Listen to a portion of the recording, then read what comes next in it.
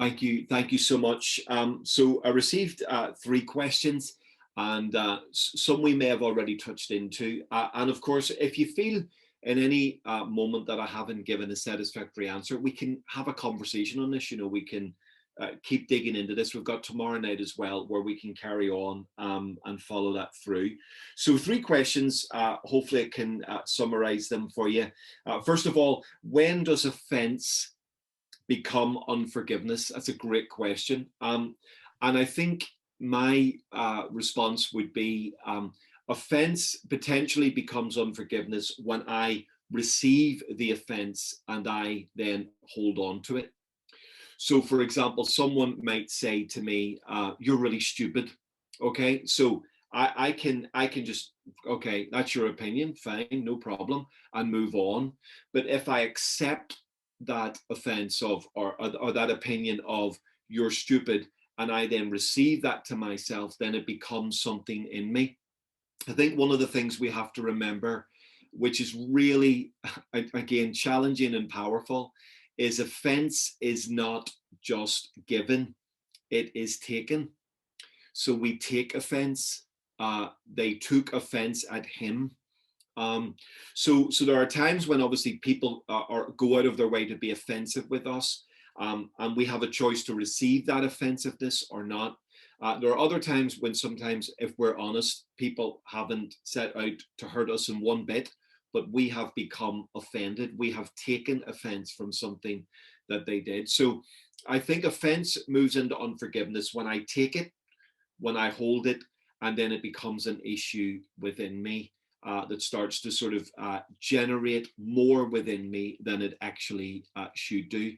So I think that's a way of recognizing just because you give it doesn't mean I should receive it. So that's just a thought process that might help.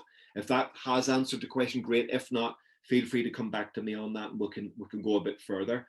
Are there symptoms or signs of unforgiveness? I think in the last session we touched on some of those, which may help. All I would say is this: I think unforgiveness, in my experience, and I think even some of the big biblical examples, is often accompanied with an idea of almost obsessional thinking. We become consumed by something. It starts to take a hold of us in a way that we can't seem to get either away from it or around it, and it sort of finds its way into our thinking on a regular basis.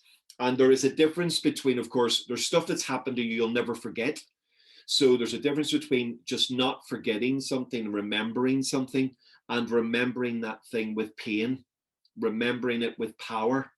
So there are things that have happened in my life that I will never forget. I remember them. I could talk to you about them now, but I could talk to you about them without pain. I can talk to them without that sense of it's controlling me or defining me. It is now an event because we've released it.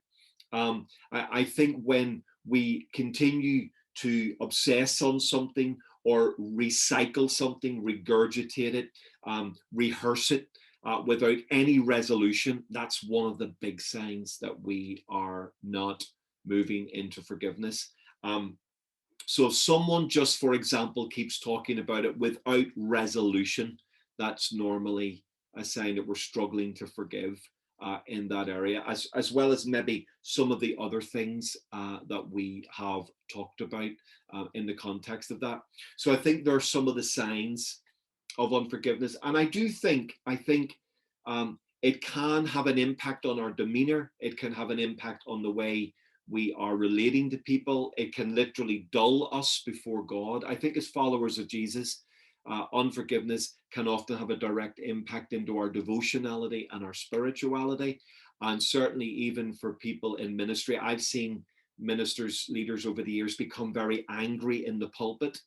They preach angry sermons, and some of that anger really is coming out of that unforgiveness. So I think there are telltale signs around that, some of which we've dealt with in the previous session, but ultimately it's about perhaps a rehearsal of our conversation and thinking without resolution.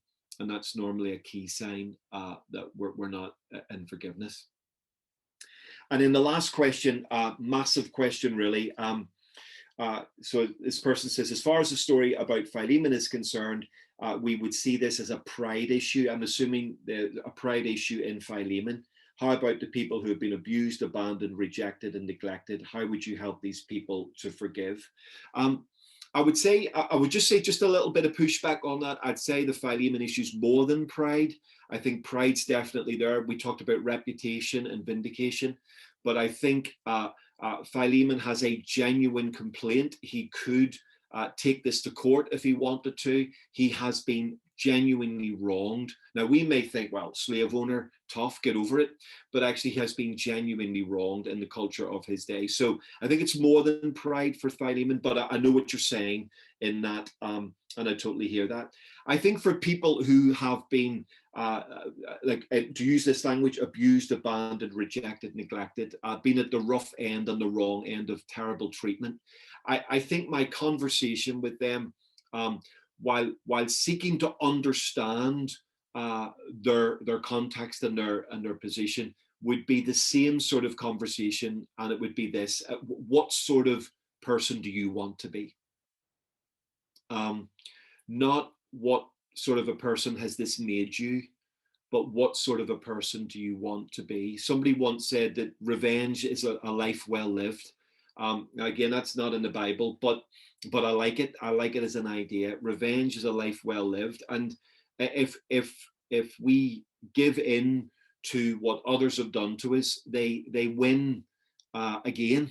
They've not only won the first time round by hurting us and abusing us and neglecting us, but they win a second time round because we've allowed that to define the person we've become. And in the most gentle and compassionate way, I would want to try and encourage someone to think about their future, what they could become, all that could potentially be waiting for them if they are willing to rise above the offense, rise above the things that have been done to them, or move beyond them and forgive and release in order to embrace a better life and a greater life.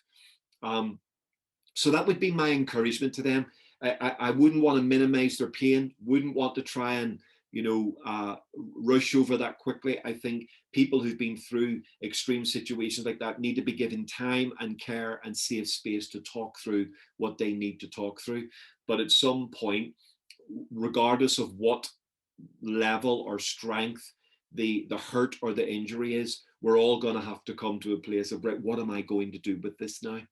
What sort of person do I want to be as a result of this? And I would just encourage you to think about that, and that would be my encouragement to them. And I think then that becomes a real motivator in helping them to come to a place of releasing people and forgiving people.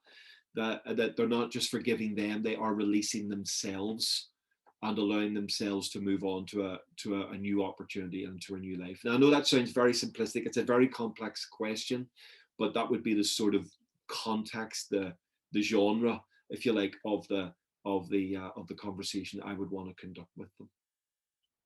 I hope that's helpful. I'm recognizing we are dealing with complexity that doesn't always have a simple answer, and of course, what we're trying to do sometimes in a context of something like deeper, when we're dealing with something like forgiveness, we're trying to come at the big ideas in the hope that they will help fan out into the multiplicity of application that comes our way.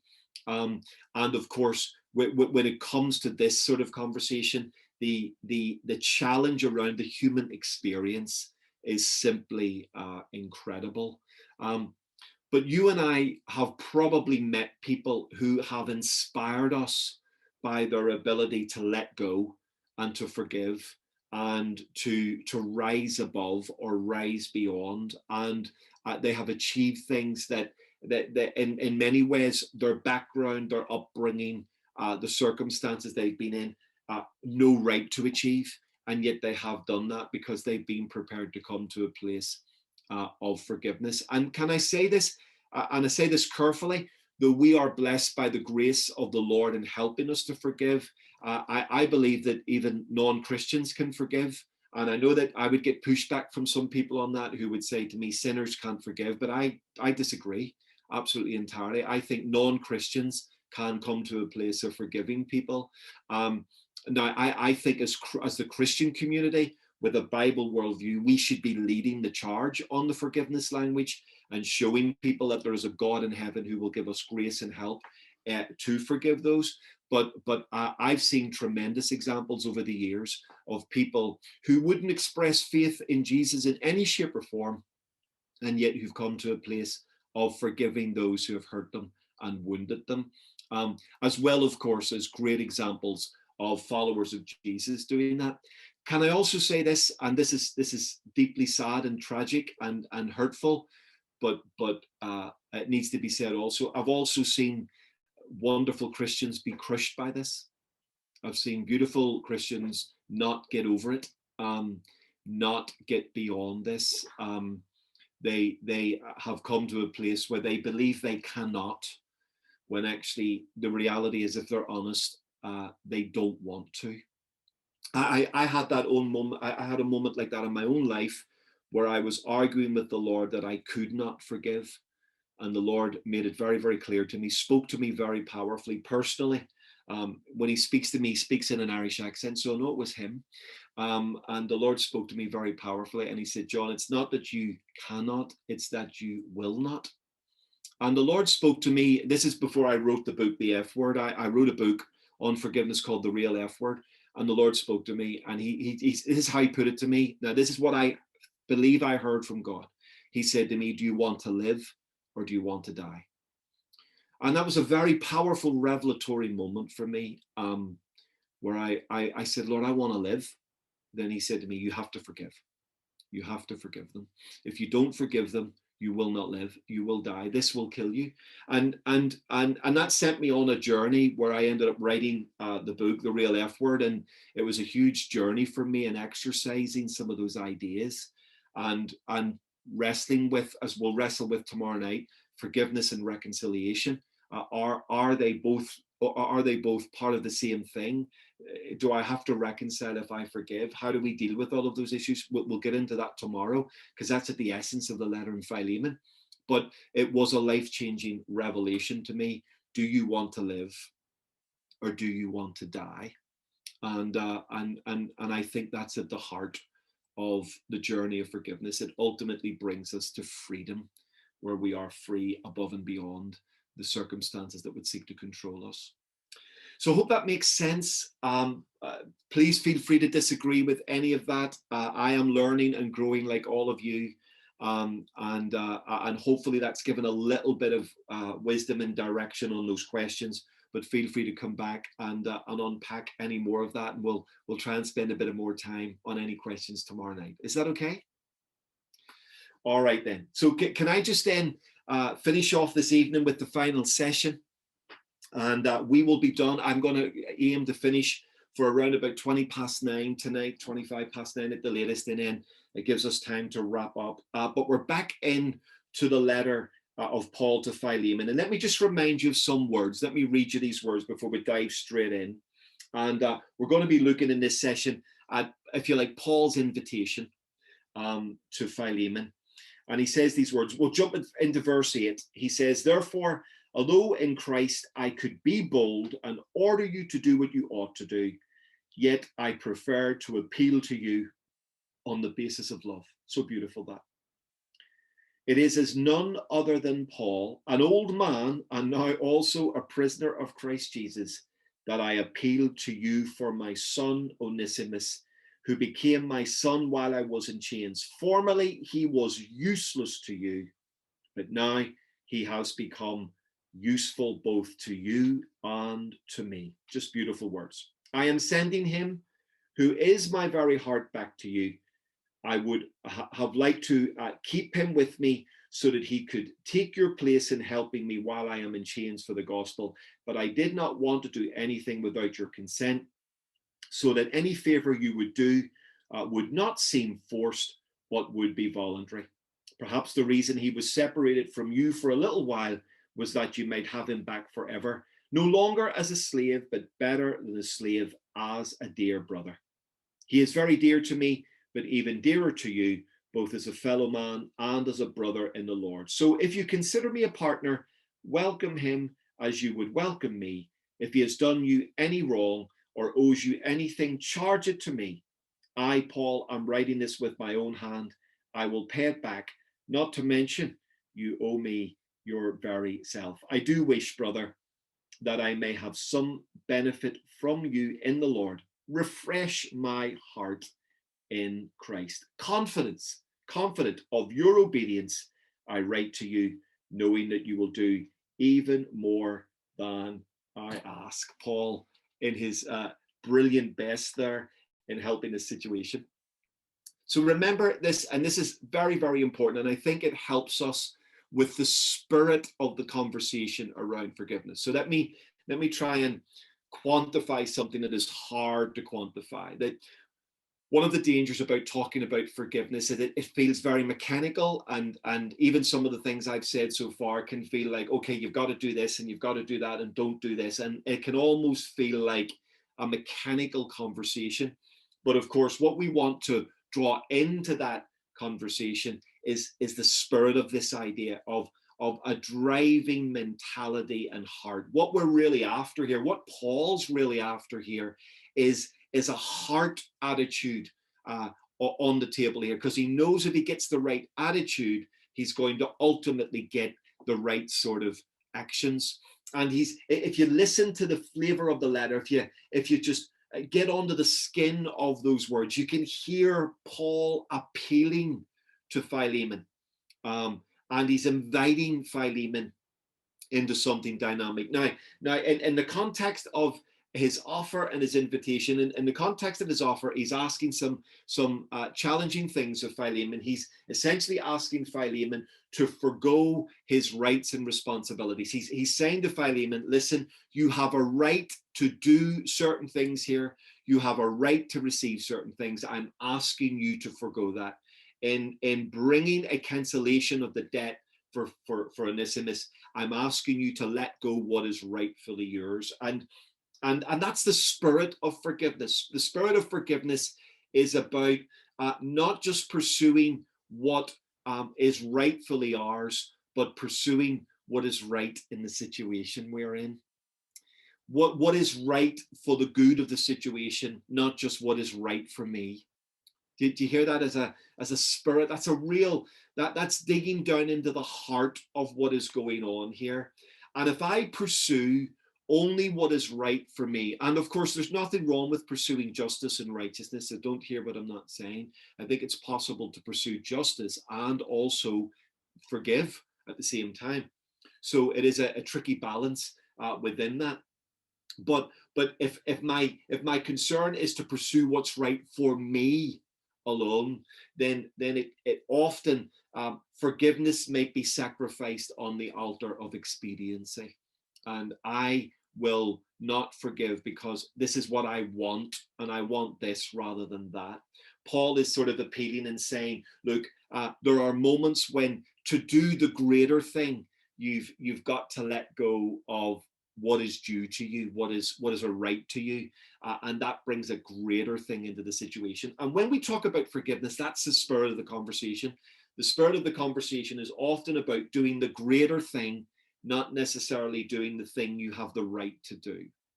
And I think that's what makes it such a glorious and noble path. So in our previous session, we almost talked about the fact, look, it's just good to forgive because it'll save you from these terrible side effects and health risks of unforgiveness. But of course, what we really want to do as followers of Jesus is engage with the noble heart of forgiveness. We want to embrace the spirit of this, which is going to draw something greater and better and bigger out of each one of us. We don't just want to reduce forgiveness down to mechanics. We want it to be something that draws us into a greater life and a better mentality for us all. And that's in a sense the spirit of the conversation that Paul is engaging. And I want you to see also, before we sort of look at the four elements of the invitation, that Paul is so committed to this idea that he's prepared to be the personal guarantor for Onesimus. In other words, he's prepared to accept on Onesimus's behalf the certificate of indebtedness. Now, Roman law taught this idea that if a slave ran away and say, I accepted that slave into my home and give that slave sanctuary, the slave owner could claim the value of the lost wages of that slave every day from me. So if I'm going to accept a runaway slave in, I've got to be prepared to sort of pay the price on this. And in a sense, that's the language of Paul. Paul's doing that. He's saying to Philemon, look, I'm prepared to accept the indebtedness of this boy and pay the bill if I actually really have to. So by doing that, here's what Paul is saying. He said, I believe, he's not just saying I believe in Onesimus here. He's saying, I believe in this process so much. I believe in the principle of forgiveness and release and cancellation of debt, that I'm prepared to underwrite the debt. I'm prepared to take this on myself because I want this to work. I believe in this so much. So Paul, again, is calling us to a higher conversation. He doesn't just want us to think of forgiveness as scrubbing out a debt or deleting a file. He wants us to rise into something bigger, rise into a mentality and catch the spirit of this. And if you read the letter to Philemon and you just read it as a letter, you can feel this. You feel this call. You feel this invitation to something better and to something greater and to something bigger. So let's look at the invitation. What is Paul inviting Philemon towards? And what are we being invited towards when we are invited to walk into the world of embracing forgiveness and rejecting unforgiveness? Well, the first thing he's calling Philemon to is what I'll call love, not law. Love, not law.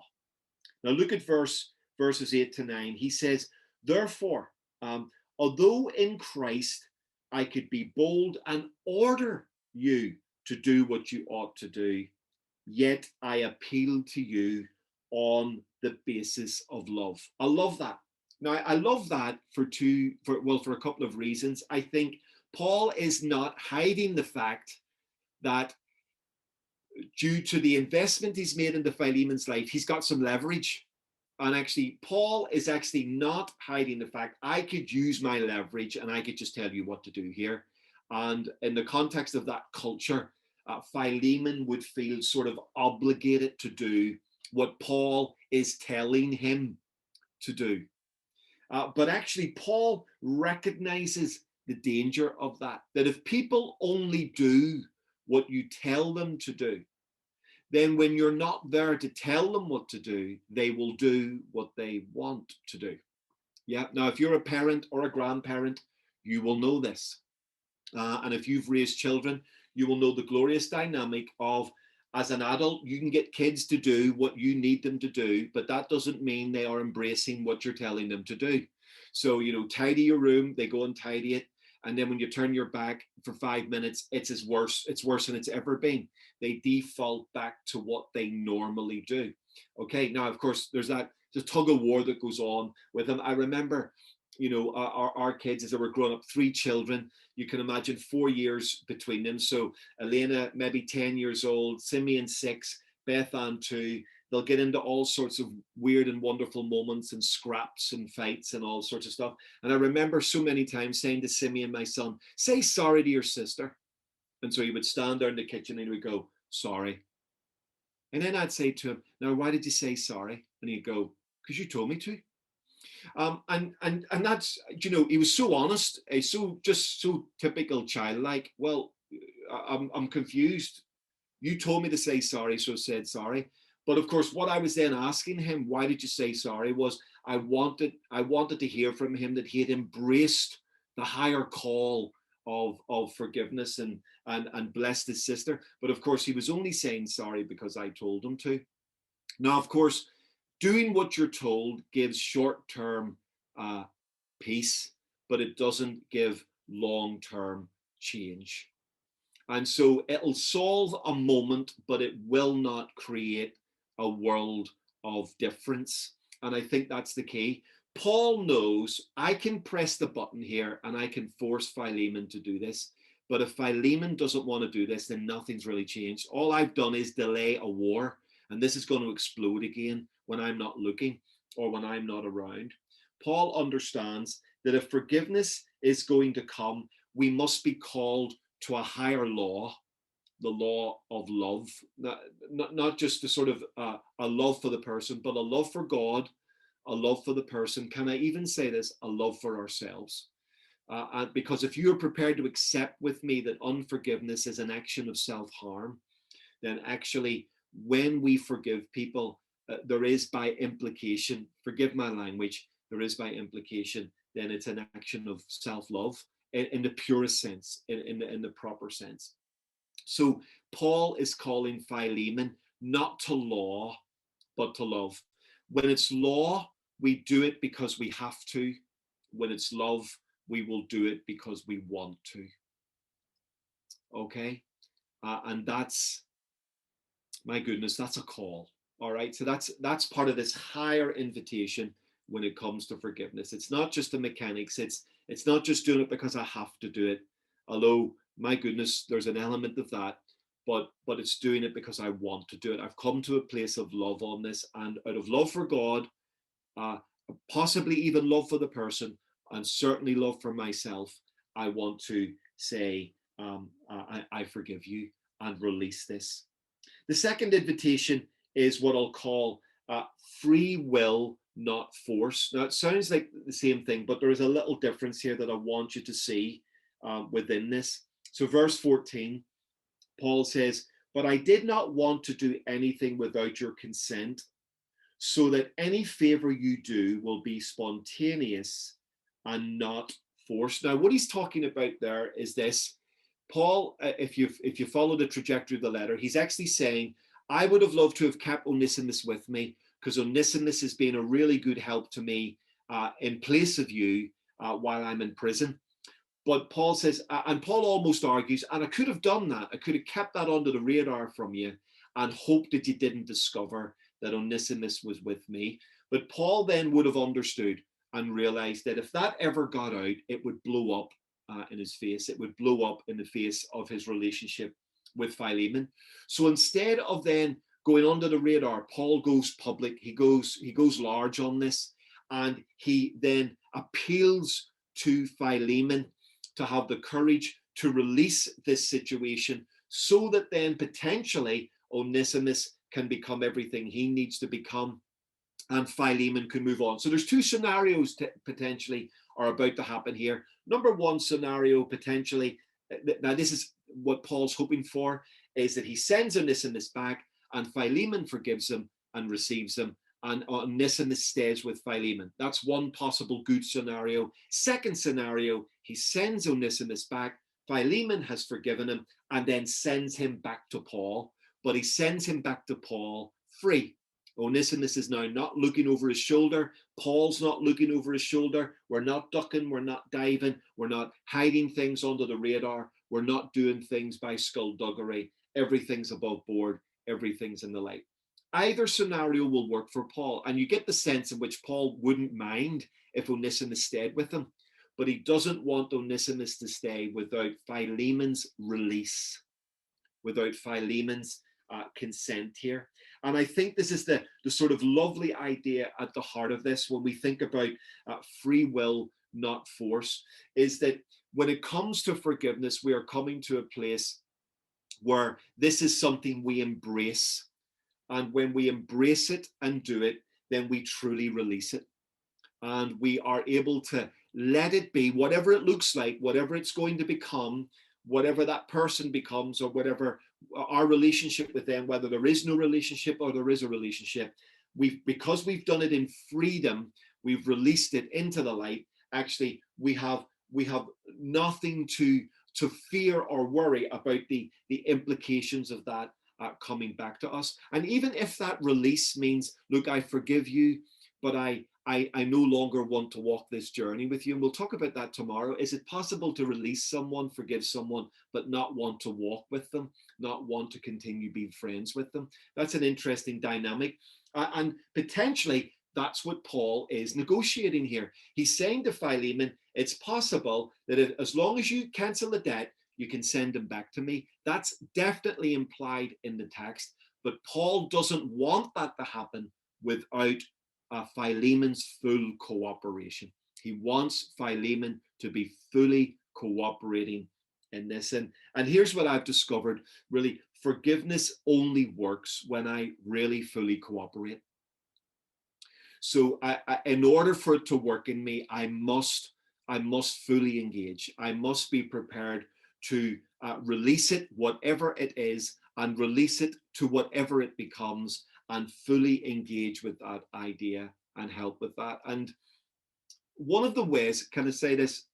This is difficult, but let me say it anyway. One of the ways that is a sign to me that I am fully engaged in the forgiving process is that I am able to pray for the person that has wounded me or hurt me. So when nobody's looking and nobody's listening, only the Lord, and I can pray for them, that's an indicator to me that I am doing it, to use Paul's language, spontaneously and not forced.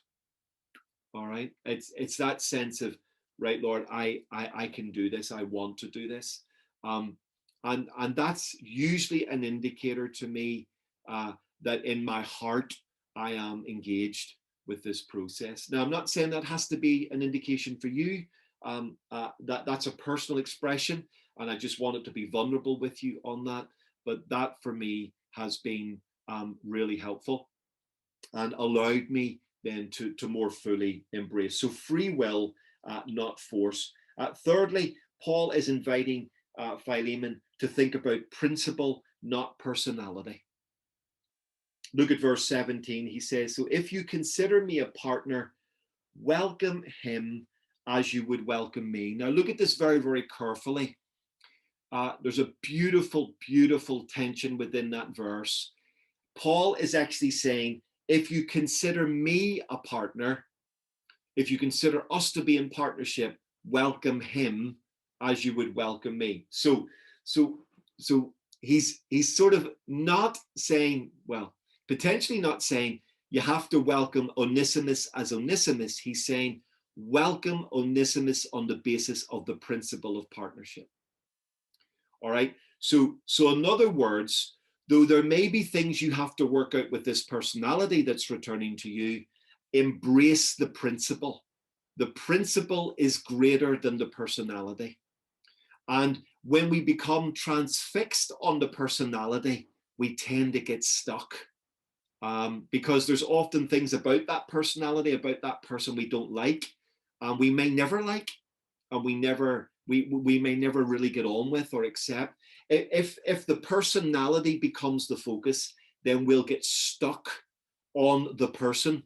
But if we can engage with a higher principle around that person, then it helps us to engage with the person through the lens of the principle. Okay, so Paul is saying, if you consider me a partner, then welcome him as if you were welcoming me.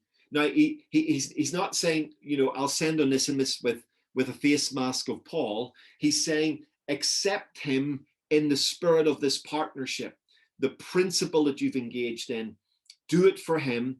And Paul, over and over again, has been using language like, he's my son, he's now my brother, he's not your slave now. And he's, what is he doing? He's not pushing the personality there, he's pushing the principle. And this has been really helpful to me over the years, the higher calling of principle over personality. Can I really be vulnerable with you and really, really honest? There's some people I just don't like. There's some personality types I don't get on with, and we would never be friends in a million years if it wasn't for Jesus. That's the truth. I'm sure it's the same the other way around. I'm sure people don't like me very much. But if I focus on the personality I'm never going to engage with brotherhood or sisterhood. I'm never going to engage with something deeper. So thinking about the principle helps me to negotiate with the personality. Now, that doesn't mean there aren't issues that have to be confronted. There will be issues. Philemon and Onesimus would have needed to have a serious conversation, and that would need to be negotiated. But Paul is asking Philemon to engage in that conversation if he's going to have one, based on the principle, not focused on the personality alone. Because the personality will reduce this down to a clash of people, whereas the principle will raise this up to something higher. So the call of love over law, the call of free will over force, the call of principle over personality, and the last one, the call of remembrance, not revenge. Verse 19, Paul says to Philemon, not to mention that you owe me your very self.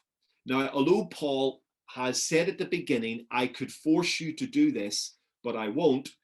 In this phrase, he is putting a bit of pressure on Philemon. He's reminding Philemon of an understanding that Philemon was also indebted, that Philemon actually was who he was in Christ, not just because of Jesus, but because of the investment of amazing people all around him, because of the investment of people like Paul, that Philemon has got to be the man that he is because others have invested in him, others have given to him, others have poured their life into him, and he needs to remember that before he hits the button on Onesimus. Okay, and this is a really, really powerful idea, that actually remember that we are here because of the investment of others, and sometimes actually we need that remembrance as we are dealing with those around us, those who have hurt us and those who have wounded us and those who have offended us.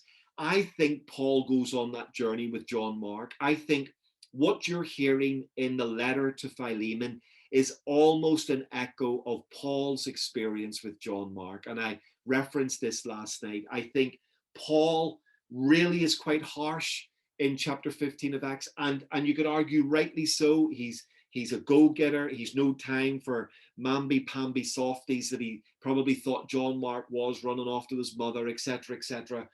Barnabas wants to give the boy a second chance, and in some ways both men were right. Barnabas was right, give the boy a second chance. There's a sense in which Paul was right. You know, he's a bit soft, and I don't want him going AWOL again.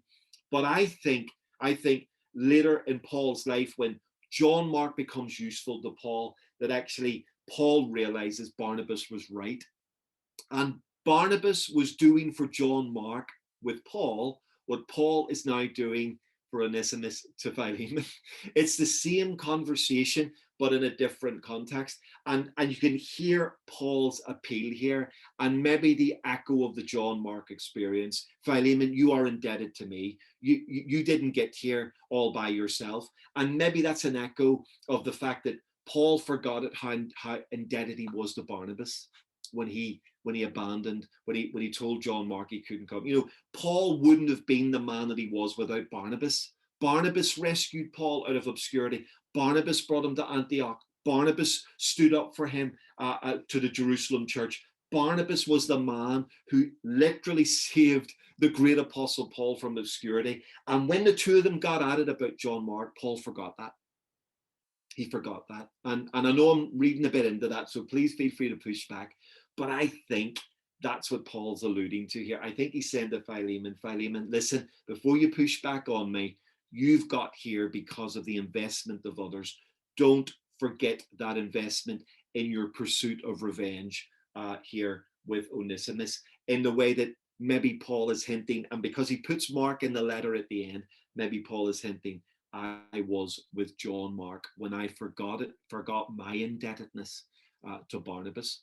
So Paul is bringing Philemon into the spirit of this conversation. It's a higher call. He doesn't just want to reduce forgiveness down to some mechanics, but he wants to call Philemon to love not law, or love, if you like, over law. He wants to call him to free will and not to force. He wants to call him into this sense of principle over personality, and he wants to call him to remembrance over revenge or not revenge. And in doing that, Philemon is being called to embrace the spirit of forgiveness, not just the mechanics.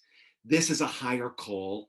This is a greater call. This will make you a better person. This will make you a greater person. This will make you someone that men and women will admire, and someone that actually you yourself will enjoy being, because you have risen above your rights. You've risen above what is absolutely expected for you to have, and you have chosen love over law. You have chosen, as it were, free will over force. You have chosen those things so that you can step into something greater. And if Philemon can embrace the spirit of the journey of forgiveness, then maybe he will also engage in the actions.